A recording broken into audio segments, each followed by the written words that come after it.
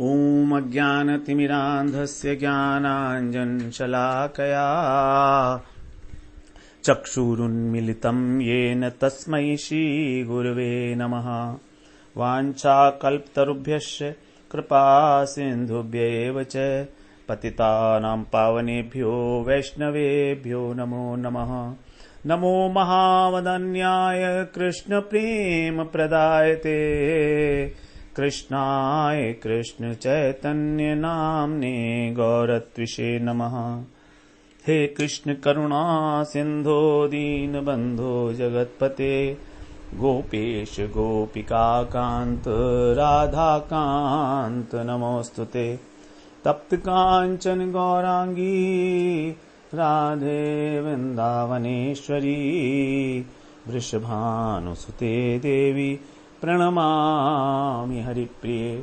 वृन्दायै तुलसीदेव्यै प्रियायै केशवस्य च कृष्णभक्तिप्रदे देवी सत्यवत्यै नमो नमः।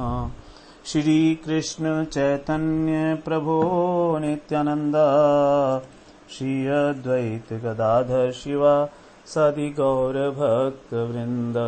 हरे कृष्ण कृष्ण कृष्ण हरे हरे, हरे राम राम राम हरे हरे।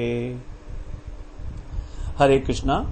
सर्वप्रथम मैं अपने गुरुपाद पद ओम विष्णुपाद अष्टोत्तर शत श्री श्रीमद् भक्तिवेदांत माधव गोस्वामी महाराज के चरण कमलों में अनंत कोटि दंडवत प्रणाम ज्ञापन करता हूँ। हम लोग श्रीमद् भगवद गीता के 12वें अध्याय का 12वां श्लोक श्रवण कर रहे हैं।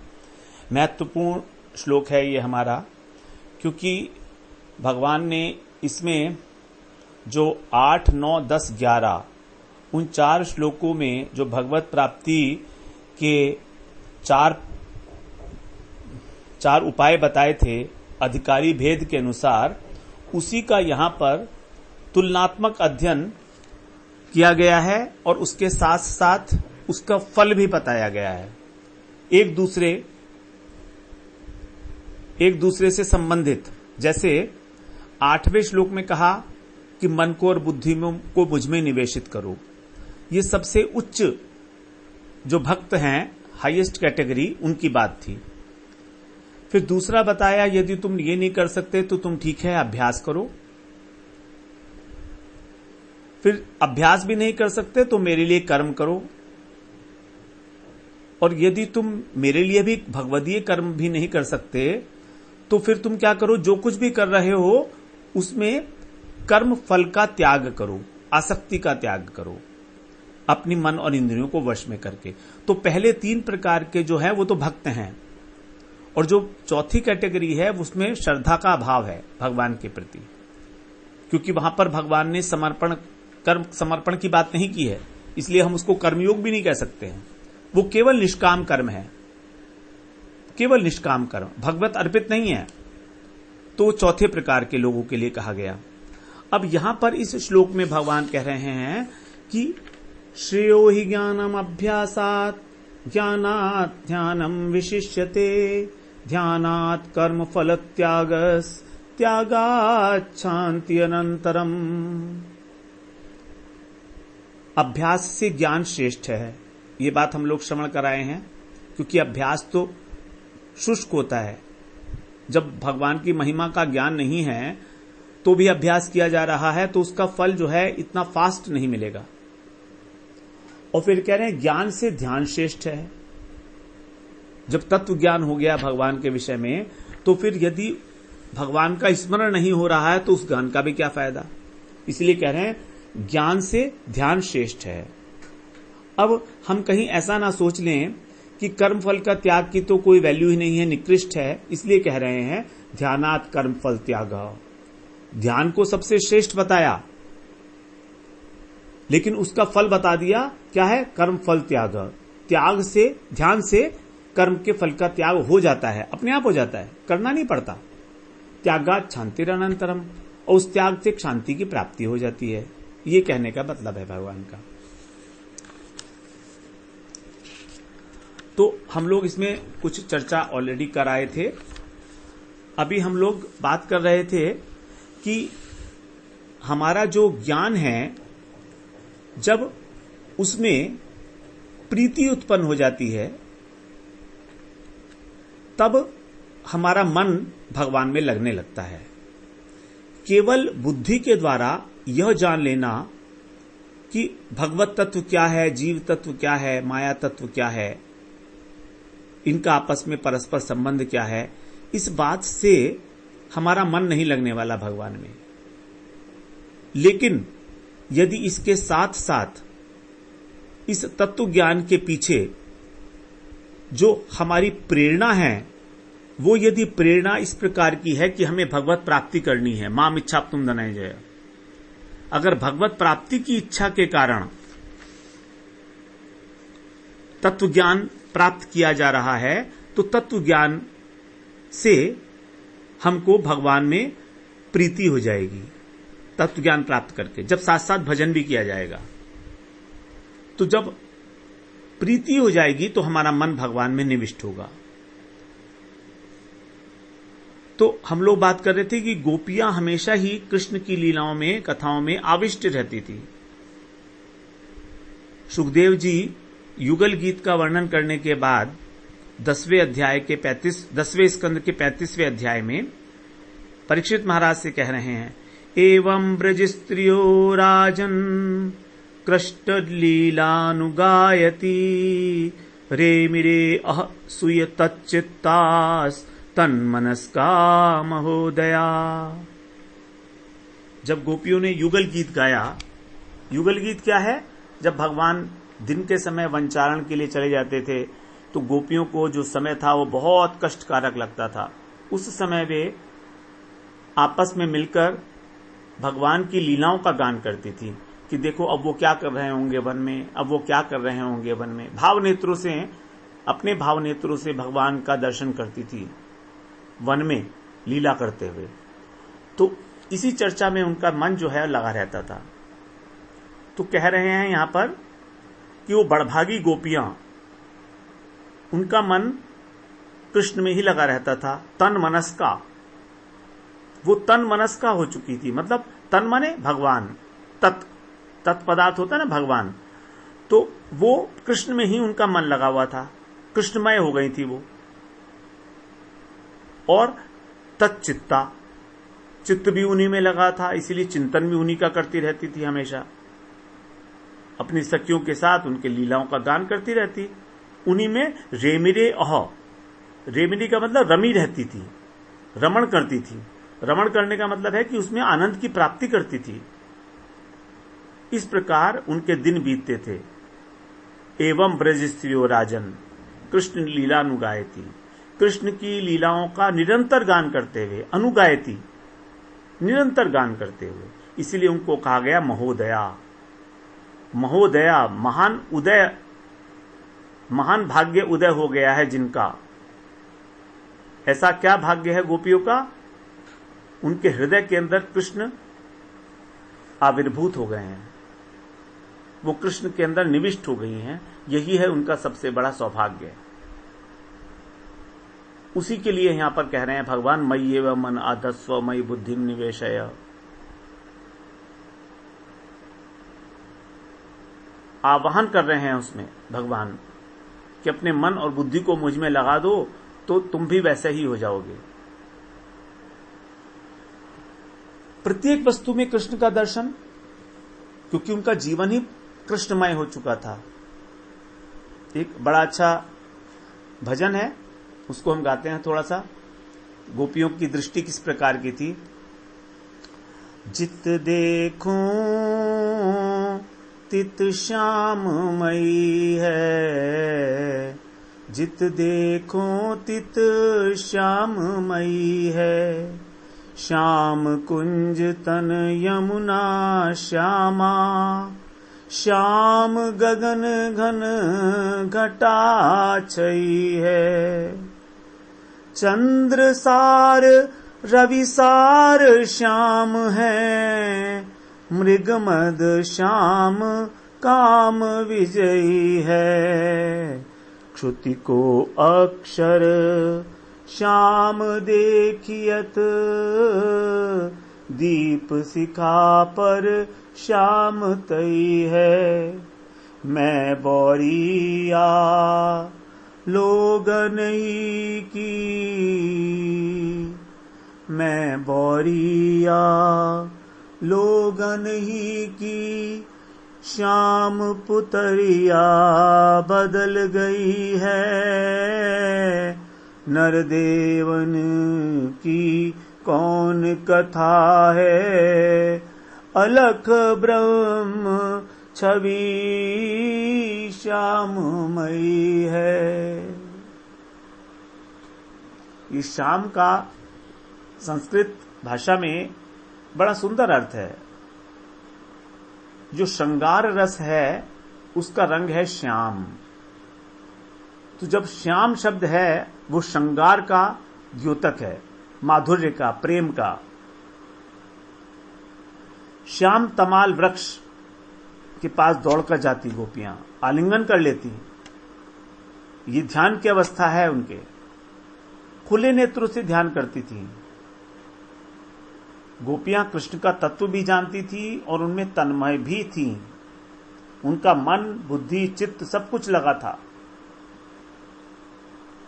जबकि कृष्ण का तत्व तो जो गर्गाचार्य जी हैं वो भी जानते थे, लेकिन गर्गाचार्य जी कृष्ण में तन्मय नहीं थे। तन्मयता जो प्राप्त हुई है वो गोपियों को प्राप्त हुई है। यही है भक्ति। गोपियों में जानकारी से अधिक ध्यान है। वो कृष्ण का ध्यान करती हैं, भाव नेत्रों से देख रही हैं वो कि कृष्ण जंगल में किस प्रकार से वनों को उसको गाय को चरा रहे हैं। उनको दिखाई दे रहा है साक्षात। इसीलिए कह रहे हैं ज्ञानात ध्यानम विशिष्यते। भक्ति जगत में किसी तत्व को जान लेना साधारण बात है। जिसके पास भी थोड़ी बहुत बुद्धि है वो श्लोक याद करके और इन तथ्यों को समझ सकता है। लेकिन ये बात मानकर उन तथ्यों में, उन ग्रंथों में ही डूब जाना, मग्न हो जाना, ये एक श्रेष्ठतम स्थिति है। इसीलिए भगवान ने 8वें श्लोक में पहले कहा मय्येव मन आधस्व।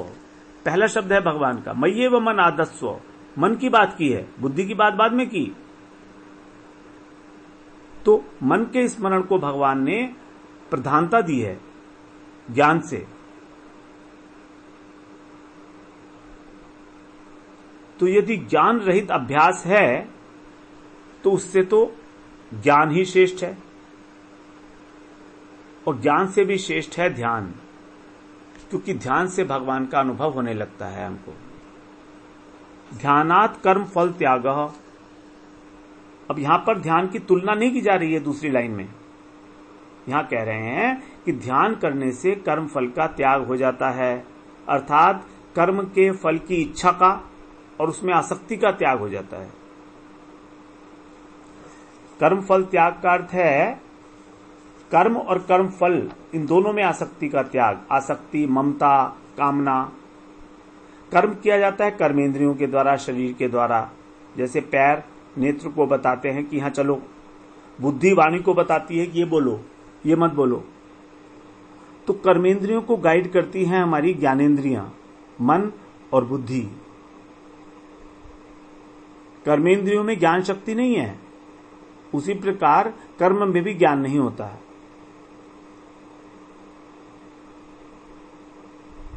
तो ज्ञान की उपमा, कर्म की उपमा मोटर गाड़ी से की गई है। जैसे उसको चलाने के लिए ड्राइवर कौन है? कोई भी कर्म किया जाता है तो उसको करने के लिए एक संकल्प की आवश्यकता होती है, तभी तो कर्म जो है हमको अपने गंतव्य स्थान पर ले जाएगा। संकल्पहीन कर्म निष्फल होता है कर्म कांड के अनुसार। तो यदि कोई व्यक्ति पुण्य करता है तो उसका संकल्प है कि भाई स्वर्ग तो जाएगा ही जाएगा। यदि संसार के भोगों का संकल्प है तो भोग मिलेंगे। तो इस प्रकार जब कर्म और संकल्प दोनों मिलते हैं तो फल मिलता है। अब यदि मान लीजिए कोई हमने कर्म किया, पुण्य कार्य किया और संकल्प नहीं है, बल्कि केवल कर्तव्य समझकर किया, तो इससे क्या होगा? इससे हमारे हृदय की शुद्धि होगी।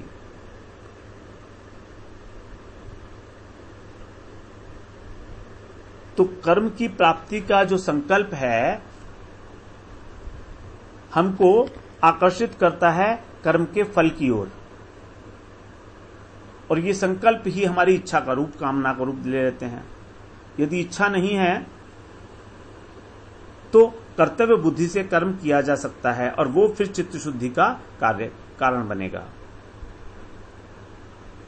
तो कर्म फल त्याग का अर्थ हुआ कर्म और कर्म फल की इच्छा को त्याग करना, जिससे कि उसे भगवान के समर्पित किया जा सके। तो यहां पर भी दो बातें हैं, भगवान में श्रद्धा है और समर्पण का भाव है तो अंतःकरण तेजी से शुद्ध होगा, और श्रद्धा नहीं है, समर्पण का भाव भी नहीं है, तो भी क्योंकि निष्काम भाव से किया गया है वो समर्पित तो होगा, निष्कामता तो आएगी, लेकिन भगवान के प्रति आदर बुद्धि न होने से वो व्यक्ति ज्ञान योग की ओर आकर्षित हो जाएगा और भगवत प्राप्ति का जो उद्देश्य है उससे वंचित हो जाएगा।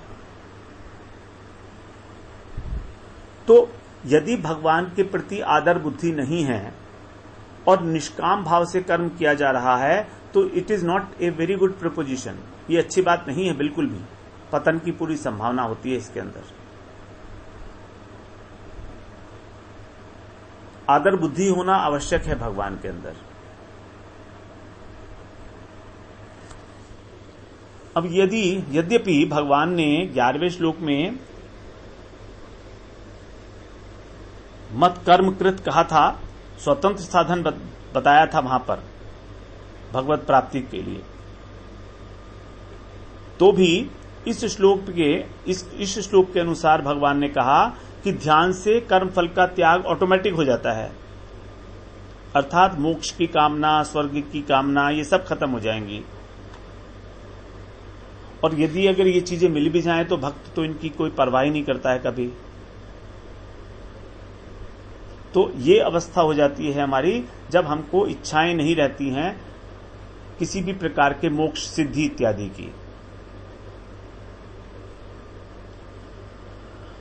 और जिन्होंने अपना चित्त समर्पित कर दिया है भगवान को, वे तो भगवान को छोड़कर कुछ और चाहते ही नहीं, ब्रह्म पद, इंद्र पद, सार्वभौम पद भी नहीं चाहते। न पारमेष्ठ्यम न महेंद्रधिष्ण्यम न सार्वभौमम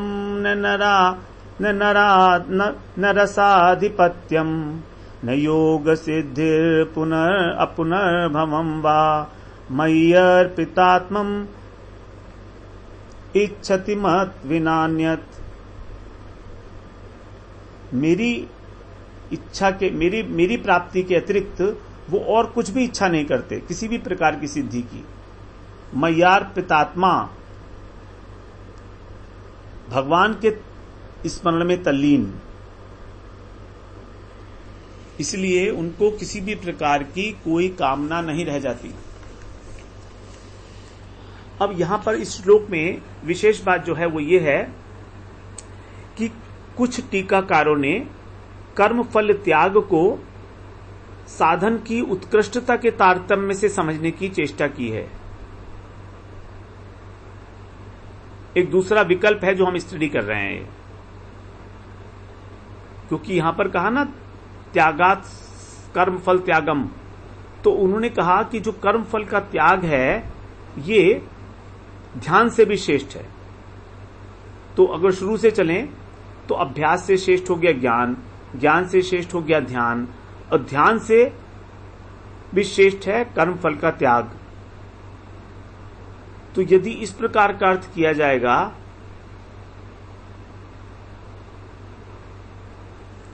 तो बात ठीक नहीं रहेगी, क्योंकि प्रथम श्रेणी के भक्त तो भगवान ने 8वें श्लोक में बता दिए थे, मयि एवं अनादस्व मयि बुद्धिम निवेशय। तो यदि प्रथम श्रेणी का अधिकार नहीं है तभी तो अभ्यास योग बताया था, और अभ्यास योग का अधिकार नहीं है तो मत कर्म परमो भव कहा। और असमर्थ अधिकारी के लिए भगवान ने कहा था कि भगवान के प्रति श्रद्धा भी नहीं है तो भाई ठीक है, कर्मफल का त्याग कर लो। तो इस प्रकार से ये अर्थ ठीक नहीं बैठेगा यदि हम ये कहें कि ध्यान से कर्मफल का त्याग श्रेष्ठ है, ये गलत है।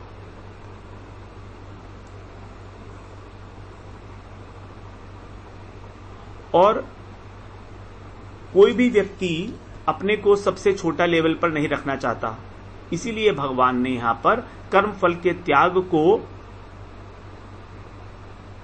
कहीं लोग इसकी उपेक्षा ना कर दें, इसीलिए इसको ध्यान का फल बता दिया, ध्यानात् कर्म फल त्याग।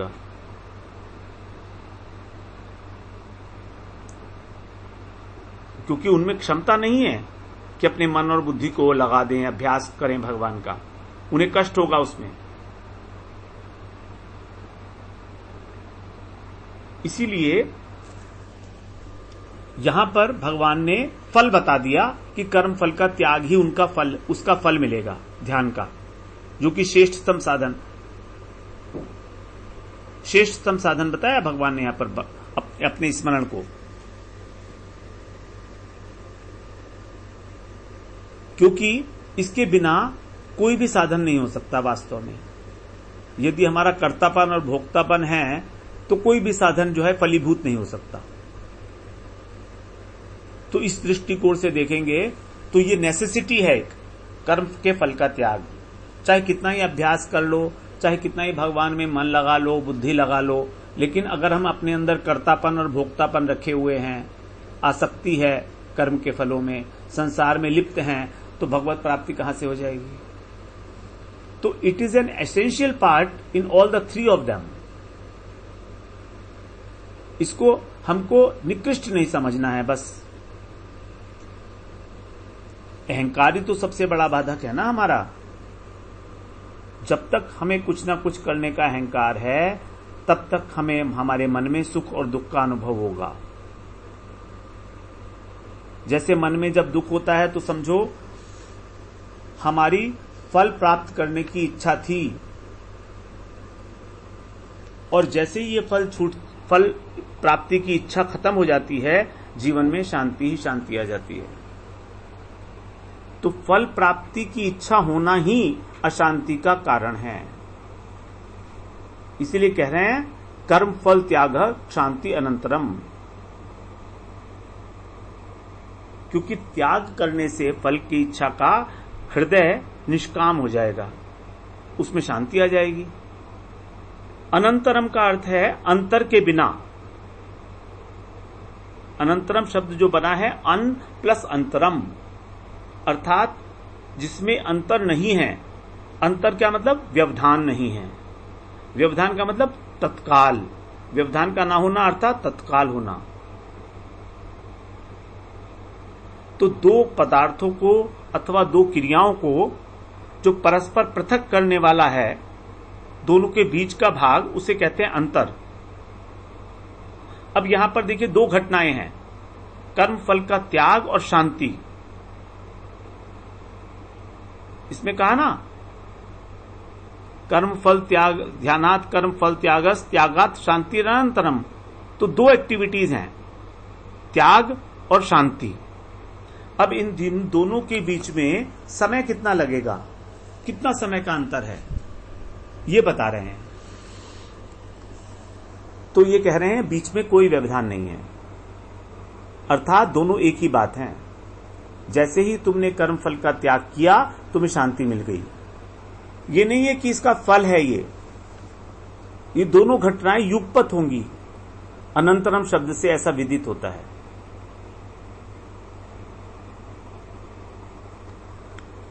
शांति तभी मिलती है जब कामनाएं नहीं होती, फल की इच्छा नहीं होती। क्योंकि कर्म का फल तो मिलता ही मिलता है, उसको कोई रोक नहीं सकता। इसीलिए कर्म करते हुए, कर्तव्य बुद्धि से कर्म करते हुए कर्म के फल की इच्छा करना बेमानी है, अर्थहीन है, नॉट रिक्वायर्ड। ऐसा कभी हो ही नहीं सकता कि हम कोई कर्म करें उसका फल ना मिले। ये कामना करना उसका पहले से दुख का कारण बन जाता है। तो क्या करना है? अब आसक्ति को छोड़ना है। आसक्ति को छोड़ना है, वस्तु को नहीं छोड़ रहे हैं, कोई बात नहीं है, लेकिन जब वो वस्तु ना मिले अथवा नष्ट हो जाए तो जो दुख होता है उस दुख को दुख मानना ही छोड़ दो, उसमें भी प्रसन्न रहो। देखो तो मेरी इच्छा पूरी नहीं हुई, कोई बात नहीं है, मेरी भगवान की इच्छा तो पूरी हो गई, मेरे कृष्ण की इच्छा तो पूरी हो गई। यही प्रेम का मार्ग है। हमारी इच्छा पूरी हो ना हो, हमारे प्रेमास्पद की इच्छा पूरी हो जाए। तो वैराग्य का मार्ग तो है फल की इच्छा का त्याग, और प्रेम का मार्ग है कि दुख को दुख ही नहीं मानना, अब प्रभु की इच्छा को मानना और उसमें ही रुदन करना, रोना, यही है आनंद। ये प्रेम का मार्ग है।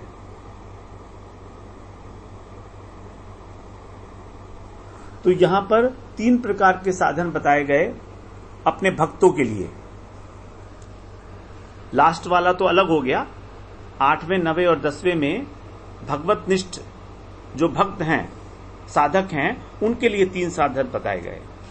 सबसे पहला एक बार रिवाइज कर लेते हैं। प्रथम श्रेणी का स्मरणात्मक साधन, स्मरण की प्रधानता, यह है रागानुगा भक्ति। जब कहा मय्येव मन आधत्स्व, जात रुचि साधक, मतलब जिनकी जन्म से ही भगवान के अंदर रुचि देखी जाती है।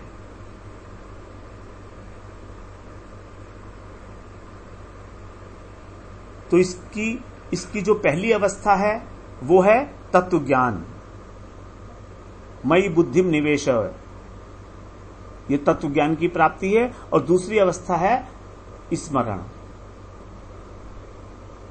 मय्येव मन आधत्स्व, क्योंकि स्मरण होता है मन के द्वारा और तत्व ज्ञान की प्राप्ति होती है बुद्धि के द्वारा।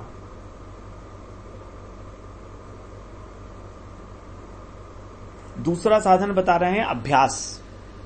ये वैधि भक्ति के लोगों के लिए है, जो लोग बुद्धिपूर्वक नवधा भक्ति का पालन करते हैं। इसको हम लोग ज्ञान मिश्रा प्रधानीभूता भक्ति भी कह सकते हैं। ज्ञान मिश्रा प्रधानीभूता भक्ति, यहां पर भक्ति की प्रधानता है, लेकिन बुद्धिपूर्वक अभ्यास किया जा रहा है। भगवान की हरि कथा को श्रवण करके, तत्व कथा को श्रवण करके बुद्धिपूर्वक यहां पर प्रयास किया जा रहा है। तीसरी श्रेणी है भगवत कर्म परायणता। यह है कर्म मिश्रा प्रधानीभूता भक्ति, जहां पर कर्म का उद्देश्य है भगवान की प्रसन्नता, जिससे कि हमारा मन और बुद्धि भगवान में लग सके। और जो चौथा श्रेणी है वो भक्तों की श्रेणी नहीं है, वो साधक हैं। यह है निष्काम कर्म। अभी हम इसे भगवत अर्पित निष्काम कर्म भी नहीं कहेंगे। भगवत अर्पित निष्काम कर्म तब होगा जब भगवान के प्रति आदर बुद्धि होगी। इसीलिए ये हुई हमारी गुणीभूता भक्ति, कर्म प्रधान गुणीभूता भक्ति। कर्म प्रधान गुणीभूता भक्ति, यानी यहां पर कर्म ही प्रधान है, भक्ति केवल नाम मात्र की है, केवल नाम मात्र की, कहने मात्र के लिए। तो ऐसा व्यक्ति भी धीरे धीरे निष्काम कर्म करके चित्त शुद्धि जब धीरे धीरे होने लगेगी तो साधु संग मिलने की संभावना बढ़ जाती है और उससे शुद्ध भक्ति में आ सकता है। तो 3 प्रकार की चीजें बताई, रागानुगा भक्ति, उसके बाद वैधि भक्ति, वैधि भक्ति में ज्ञान मिश्रा प्रधानीभूता, और तीसरी कर्म मिश्रा प्रधानीभूता, और चौथा श्रेणी है कर्म प्रधान गुणीभूता भक्ति। तो शुद्ध भक्ति, ज्ञान मिश्रा प्रधानीभूता, कर्म मिश्रा प्रधानीभूता और कर्म मिश्रा गुणीभूता, ये 4 प्रकार के लोगों के लिए यहां पर 4 उपाय बताए गए हैं। दोबारा श्रवण करें एक बार। सबसे पहला उपाय शुद्ध भक्ति, जिसे रागानुगा भक्ति कहा गया।